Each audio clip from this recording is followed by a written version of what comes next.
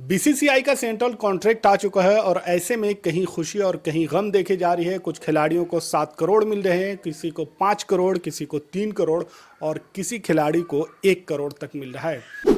लेकिन लिस्ट आने के बाद पब्लिक में सवालिया निशान भी हैं कि ईशान किशन को इतनी जल्दी सेंट्रल कॉन्ट्रैक्ट कैसे मिल गया, जबकि शर्त यह थी कि वहां पर डोमेस्टिक खेलना होगा और शानदार प्रदर्शन करने के बाद ही उनकी वापसी हो सकती है। जबकि दूसरी तरफ शार्दुल ठाकुर और आवेश खान को लिस्ट से बाहर कर दिया गया है। और वहीं एक सवाल यह भी है कि साई सुदर्शन को इसमें शामिल नहीं किया गया है, जबकि कई ऐसे नए खिलाड़ी हैं जिनको मौका दिया गया है।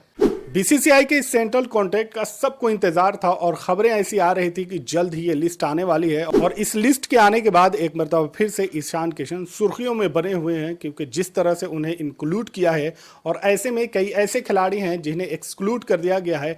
और यहाँ पर सिर्फ और सिर्फ 4 ही कैटेगरी है, जिसमें A+, A, B और C। इंडियन टीम के 4 खिलाड़ी ऐसे हैं जिन्हें A+ में रखा गया है और जिन्हें 7 करोड़ मिलने हैं। उसमें विराट कोहली, रोहित शर्मा, जसप्रीत बुमराह और जडेजा शामिल हैं।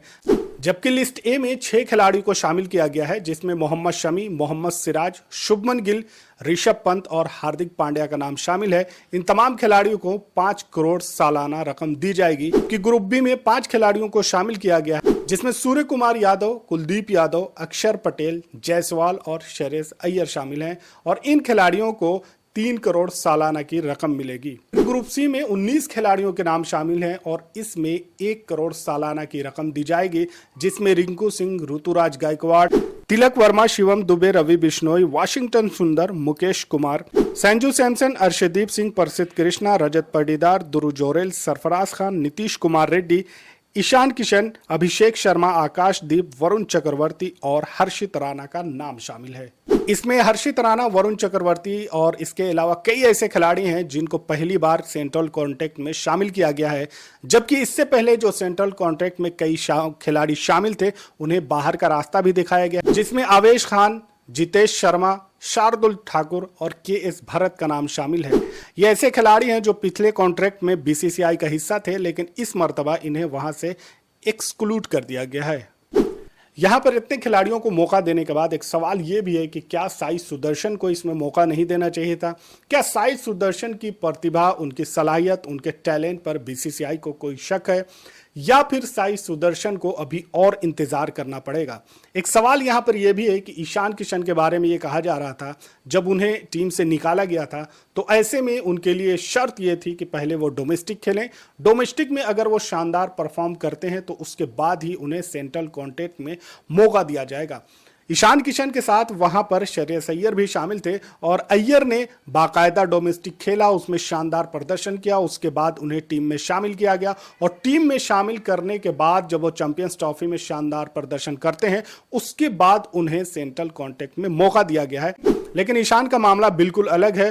वो उसके बाद ना तो पूरी तरह से डोमेस्टिक खेलते हुए नजर आए और ना ही डोमेस्टिक में उन्होंने शानदार प्रदर्शन किया था। और इसके अलावा उनका टीम में सिलेक्शन भी नहीं हुआ था और फिर भी उन्हें सेंट्रल कॉन्ट्रैक्ट मिल गया। इन दोनों खिलाड़ियों को सेंट्रल कॉन्ट्रैक्ट में शामिल तो किया गया है, लेकिन प्रमोशन के मामले में दोनों एक दूसरे से काफी दूर हैं। अय्यर को ग्रुप बी में रखा गया है, जहां पर उन्हें 3 करोड़ मिलने वाले हैं, जबकि ईशान किशन को ग्रुप सी में रखा गया है, जहां उन्हें सालाना 1 करोड़ की रकम मिलेगी। पिछले सेंट्रल कॉन्ट्रैक्ट में जो एक सेक्शन था जो गेंदबाजों का था, जिन्हें प्रमोट किया जा रहा था, जैसे फास्ट बॉलर थे उमरान मलिक और फिर मयंक यादव, तो इस मर्तबा वो लिस्ट नहीं है और उस सेक्शन को इस मर्तबा खत्म कर दिया गया है। साई सुदर्शन के बारे में काफी लोगों को उम्मीद थी कि शायद उन्हें इस मर्तबा सेंट्रल कॉन्ट्रैक्ट में शामिल किया जाए, क्योंकि जिस तरह के खिलाड़ी हैं, जिस तरह से उनका पास्ट है और जिस तरह से उन्होंने अपना प्रदर्शन दिखाया, तो उसके बाद उन्हें सेंट्रल कॉन्ट्रैक्ट में मौका मिलना चाहिए था। जबकि कई ऐसे नए चेहरे हैं जिन्हें मौका दिया गया है, तो ऐसे में साई सुदर्शन को मौका नहीं दिया गया है। तो क्या आपको भी लगता है कि साई सुदर्शन को मौका देना चाहिए था? कोई ऐसा और भी खिलाड़ी है जिसे मौका देना चाहिए था, लेकिन इस मर्तबा बीसीसीआई की लिस्ट में वो शामिल नहीं हो पाया है? इस पूरे मामले पर आपकी क्या राय है, कमेंट में जरूर बताएं। चैनल पर नए हैं तो इसे सब्सक्राइब कर लें, बेल आइकन जरूर दबा लें, ताकि हर वीडियो आप तक सबसे पहले पहुंच सके। मिलते हैं अगले वीडियो में, तब तक के लिए आप अपना ख्याल रखें। Thank for watching.